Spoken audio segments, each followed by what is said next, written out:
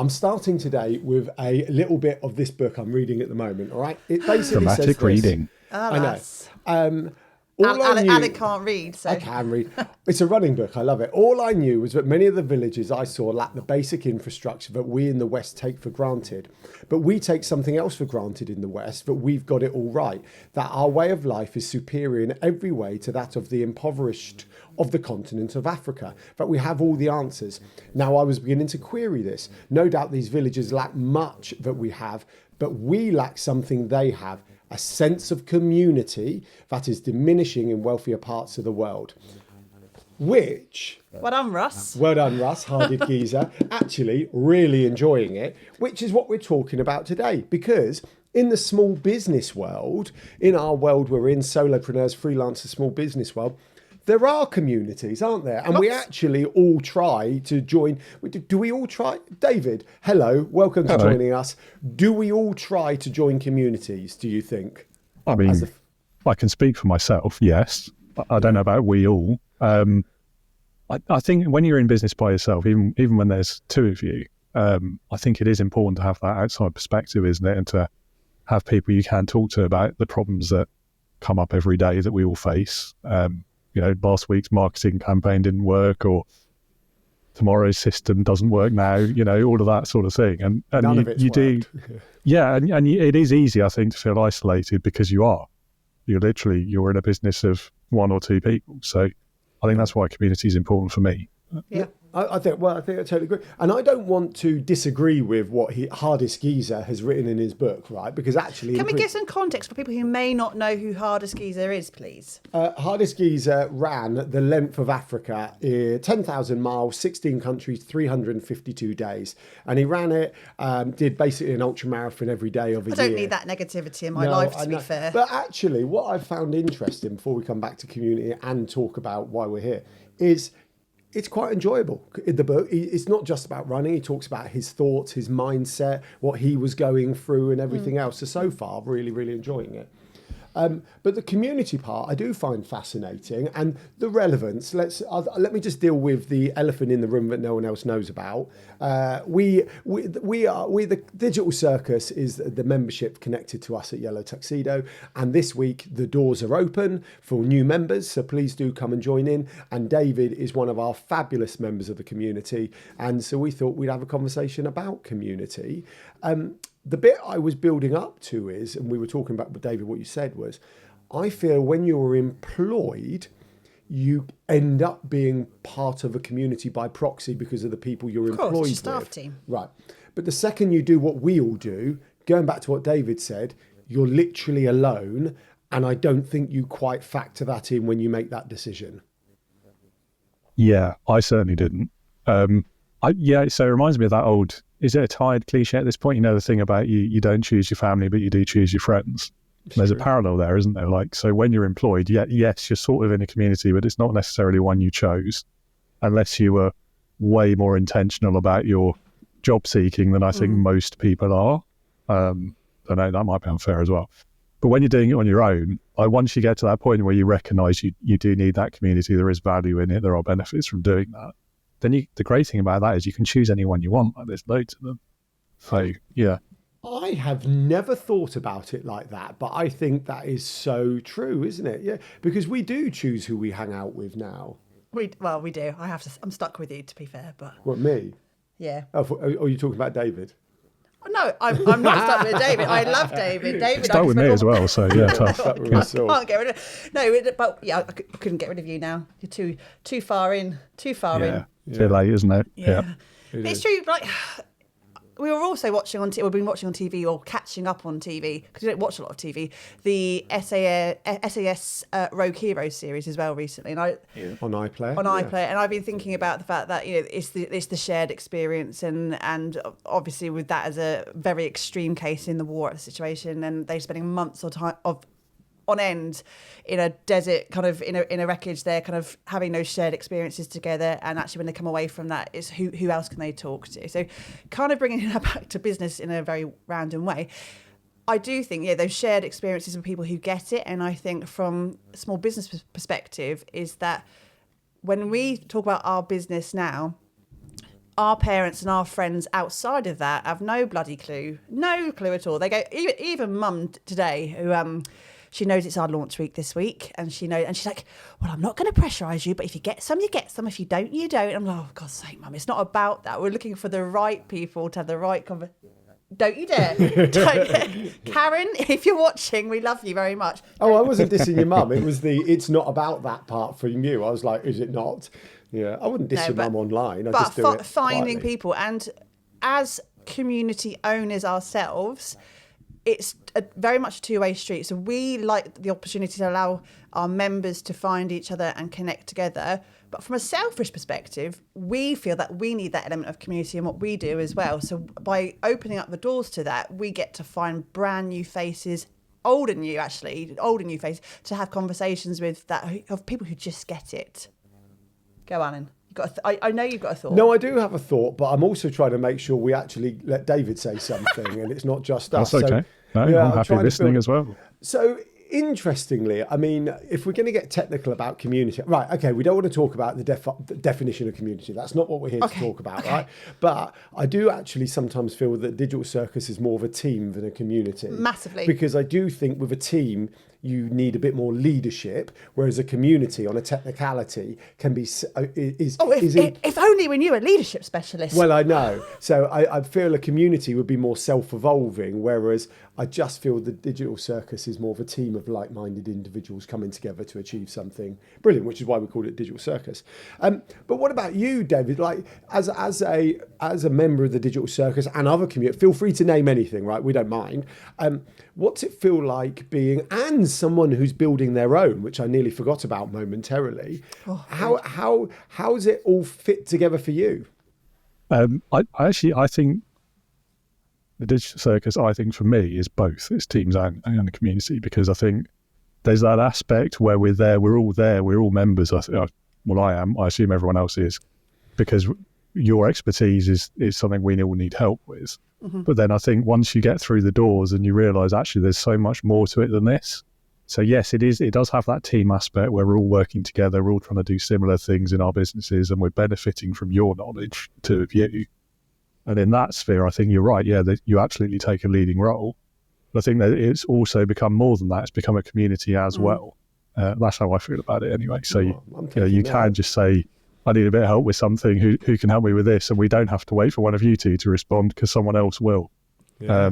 So if you're having a bad day or you're busy or whatever it might be. We just don't have all the answers to every last thing. That too. We really don't. And we had homework club. So as part of the actual membership, our members get some core sessions every single month. One of them is a homework club, and that's for people on the foundations course. We run them as they enter, but actually for anyone who's been there for any length of time, if you're working on something and you're stuck with something, bringing that along to homework club, and we work through it with you, and then you can get some stuff done in an hour. It's a brilliant session.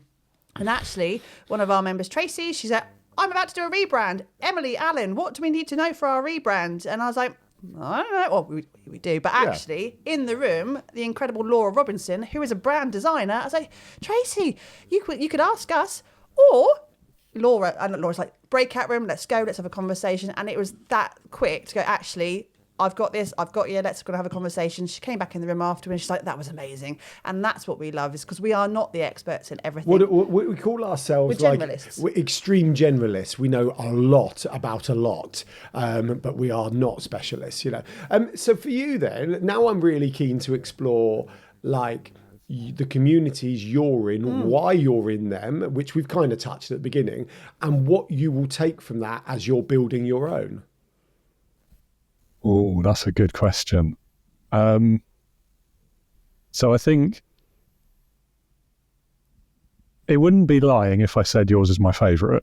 Oh, pay you later. Yeah. Those Uzis. Right, am I staying on script? No. I think, so I'm a member of 2 or 3 at the moment, and I mean, one of them is more networking driven. Alan, that's how we met, isn't it? It's only networking. I'm sure they won't mind us dropping their name. And that one for me was probably, I think that was the first one I really joined. It was like, I'm not very good at networking in terms of, like, I don't go and do all the possible opportunities I could, and I don't take full advantage of the membership, and I'm just there for that one home group where I prefer that sort of the deeper relationships, and we talk, once a month at least, sometimes more. And that for me was what I really needed as a business owner of one, with nobody else in my family who's operating their own business. And at the time I joined, not many people in my friendship circle were either. Now I think there's only one or two who aren't, which is Wow. Oh, interesting. wow, Okay. that's interesting. Yeah, Sign of the times, maybe. I don't know. yeah, I think so. So yeah, I just needed those like-minded people going through the same experiences or similar, hitting the same challenges, having the same problems, but also the same sort of achievements and the same things we could all celebrate together as well. And it has become, I don't like throwing that family word out, but it has become like a tribe, really. Yeah. And we look forward, I'm sure I'm not alone in that group, we all look forward to seeing each other every month. Yeah, I do. I think I said this because I'm still in there. I said this, I think it was before Christmas, but I turned up to one and like 50% weren't there and 50% were visitors. And I felt a little bit put out by it. Like, it was weird, wasn't it? It was, Yeah. because I'm like, well, I'm not here to see the visitors. And I'm here to see my mates who I see every month. And I always laugh because I get a little bit of FOMO from your particular group as well, because I also have a lovely only group, very lovely people, but there's something about your group, I don't know what it is, but there's proper magic in that. David and It's I the are best in it, one. Emily. It's Yeah. the best one, that's It could why. well be, Yeah. It could well be. But I listen to the banter and the fun and the learning and the conversations, but genuinely you are forging proper connections in that group. That's not just I'm paying my money every single month, I'll just turn up. You guys are really working hard and making really strong relationships. I mean, interrupting momentarily, because that's what Emily and I do best. There was a conversation with James once, I think, at the Only, about why do you come, and like networking, and you referring, are you making money? And some of the ones in Crawley actually answered, I'm here because of that, exactly what you're just saying, that kind of that community within that group, let alone the wider one, that one there, so Yeah, I might have been one of them. Yeah, I mean, it's never, maybe this is short-sighted and not very entrepreneurial of me, but it was never about getting business for me. It was about just having someone to talk to who knew what we were going through. I think in Maslow's hierarchy of needs, which I don't know off the top of my head, I feel... Just quote it anyway. When in Maslow's hierarchy of needs, you've got to say it like that. I feel that kind of fostering of connection would actually need to be in place before the business part, I think. Of course. I may Google it. But that also does... I want to come back to what you would take for your own community there, David. But the idea of everyone takes something different, and that's totally okay. And sometimes I feel with us, especially with Digital Circus, because it's multi-layered and we have the education side of it, which a lot of people are there for the education. Some people are there for the company. Some people are there for different reasons as well. Or maybe it's more collaboration or just co-work. I think it's okay to take... I mean, we're paying money to all of these things, right? Whether it's Only Networking, Digital Circus, insert any other membership there. But it's what you need it to be, and you don't have to, just because there's a whole suite of stuff in that, and you said exactly the same with you go to your home group and that's enough for you. There would be some people who need to go to about 10 different other groups throughout the month because they want to get the very... maximise the opportunity to go and find new people. That's not for everybody. Well, and it comes back to we're all different, isn't absolutely. that the celebration? Yeah. So go back to the question. What would you take in terms of your community? Yeah, I'm intrigued now. So I think the main thing I really want to build, it's early days for mine as well, I should caveat that, but it's trying to capture that lightning in the bottle. It's the bit where everyone is getting value from it, but that doesn't necessarily always have to come from me, and then it becomes more of that community, maybe even a team in the future, rather than just a membership that you pay for and you get your PDF once a month or whatever. It is. That's the goal. How to achieve that, on the other hand, I'm still working on figuring that out. Yeah, so it comes. Yeah, I mean, if you do want to learn anything from us, we'd have to think about what we've actually done, because how do I word it? No, what? I don't know where you're getting to. Yeah, scrap over that. Anyway, what I'm going to come back to, we have Googled Maslow's hierarchy of needs. I have, yeah. Okay. And because I forget that. So the bottom two are basic needs: psychological needs, food, water, No, that's warmth, not. That's rest. physiological needs, Alan. My bad. Physiological needs: food, water, warmth, rest. Then we have safety needs: security, safety. Then the next one is your psychological needs, and the first is belongingness and love needs: intimate relationships, friends. which is probably where we're sat. Then the next one is esteem needs, prestige, feeling of accomplishment. And up top is self-actualization, which is achieving potential and creative activity. So actually, it does feel like you do need that before then you can kind of go on to achieve great things, which we all do. Yeah. That one always makes me think of the David Brent quote from that episode of The Office, where he says about you've got to have a job, love, and to make a difference. And it's like this hyper condensed, dumbed down comedy version, but actually it's basically what it is, isn't it? Like, Yeah, it is. Absolutely. It's like the too long don't read version. You know, exactly. It's like make sure you get your shit sorted and then you can go and achieve great things. But I swore, we never swear. Well, you've done it quite a lot recently, actually. Oh yeah. you started it. Yeah, damn. So bringing it back, because we are... Go on. No, I was about to wrap up, but carry on. I was wrapping it Oh, up. you were wrapping Yeah. up. Fist bump. No, I'm not fist bumping. High fives are overrated. No. So just bringing it back to the Digital Circus, because this is a Digital Circus mini plug on the way to greatness. We're growing an amazing community this week. So yeah, make sure you are signing up this week if you're listening this week. Why do you stick around with Digital Circus? Give us a couple of high-level reasons as why you stick around with us, lovely bunch. Can't think of any. All right. Okay. No, it's conversations like this, first of all. I think the way you run events is, I don't want to say different, but it's the right balance, I think, between having fun and learning something. And that is a really difficult balance to achieve. So I've never been to one of your events and come away, A, not learning anything, or B, not having enjoyed it. So I think that's the best reference I can give you, I think. That would we'll take that. David, that's mission accomplished. More than you probably realise. Like we all got stuff to learn and we're all moving forward. So what do we know that we can share, and can we have fun whilst we're doing it? So for someone to say that back to us, it's genuine. It's like a proper moment, shivers down spine time. Oh gosh, you're so This is like, cringe. you know, the irony being that I'm the soft one and Emily's the Stoneheart. She's like, right, let's do that. So we are going to link to you and your community in the description. What's it called? It's called Integrity Leaders. I can give you a web address. Yeah, let's do it anyway. Let's do it. Yeah, so it's all linked to the podcast on the website, which is leadingwithintegrity.co.uk. It's new as well. It's only been out a month. Ooh, fancy. That is exciting. Well, the website, yeah. Oh, and we saw your new branding recently. That was very good as well. Yes. That was something, funnily enough, almost first month after joining the Digital Circus, I identified that was the thing I needed to do first, and it's just taken me this long to actually do it.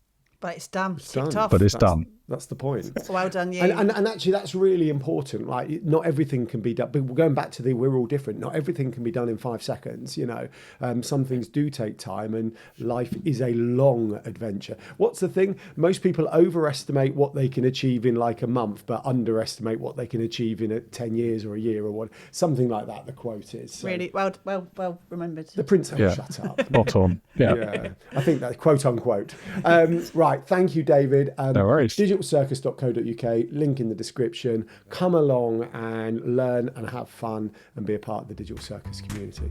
Should we do one? Yeah. See you later, guys. David, Thanks, thank you. See you David. later. Bye, everyone. Thanks, bye.